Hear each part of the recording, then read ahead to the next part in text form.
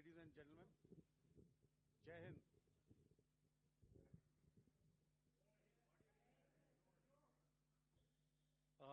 Welcome to this special press conference on Operation Sindoor. We will begin with opening statements by the three senior officers to my right here, who have been directly overseeing operations during Operation Sindoor. We have Lieutenant General Rajiv Ghai, Director General Military Operations, who will cover the aspects related to land domain. Air Marshal A.K. Bharti, to his right, Director General Air Operations, will provide insights on the air domain.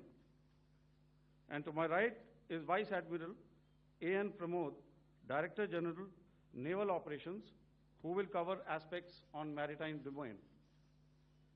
Following their briefings, we will move on to the question answer session. I now request the DGMO to commence the opening brief. Thank you, Sandeep. A very good evening to all of you, ladies and gentlemen.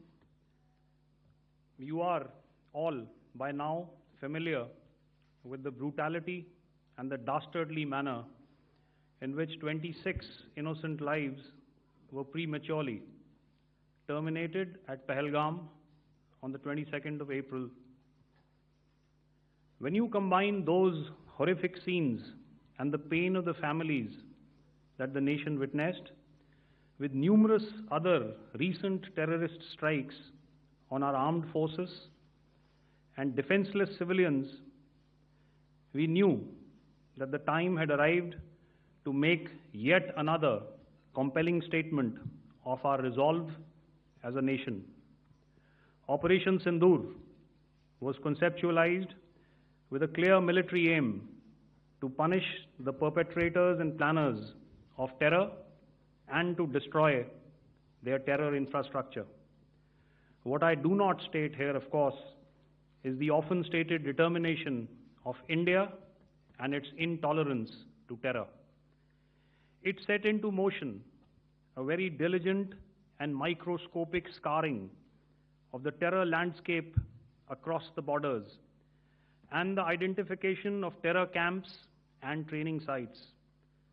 The locations that emerged were numerous, but as we deliberated more, we realized that some of these terror hubs were now bereft of any presence and had preemptively been vacated, fearing retribution from us. There was also a term of reference and our own binding, self-imposed restriction to target only terrorists and thus prevent collateral damage. There were 9 camps that you are now all familiar with, which were confirmed by our various intelligence agencies to be inhabited. Some of these were in POJK, while there were others that were located in the Punjab province in Pakistan. Nefarious places such as Muridke, the hub center of the Lashkar-e-Taiba, has over the years bred infamous characters such as Ajmal Kasab and the likes of David Headley. What followed was a careful scrutiny of each of these sinister locations, their layout, configuration, even the type of construction in each structure, and the terrain obtained around these. This was with an obvious intent to deduce and identify the exact vector that was required for their neutralization, as also the eyes in the sky that we would send up to ensure that we brought back evidence that we had indeed targeted what we set out to. The precise images of these engagements on that fateful and historical night have already been showcased during the first press statement on the 7th of May that was helmed by our Foreign Secretary.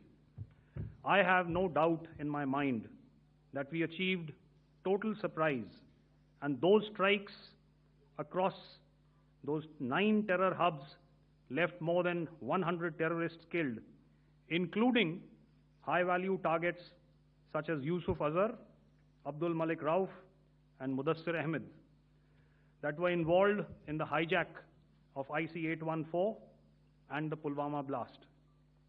The line of control was also violated soon after by Pakistan, and the erratic and rattled response of our enemy was apparent from the number of civilians, inhabited villages, and religious sites such as Gurudwaras that were unfortunately hit by them, leading to a sad loss of lives.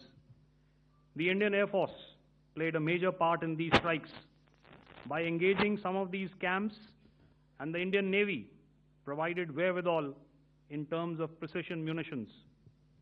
The Indian Air Force obviously had their assets up in the sky, and I will here request Air Marshal Bharti, the Director General of Air Operations, to detail for you the methodology that the men in blue adopted to successfully manifest this mission.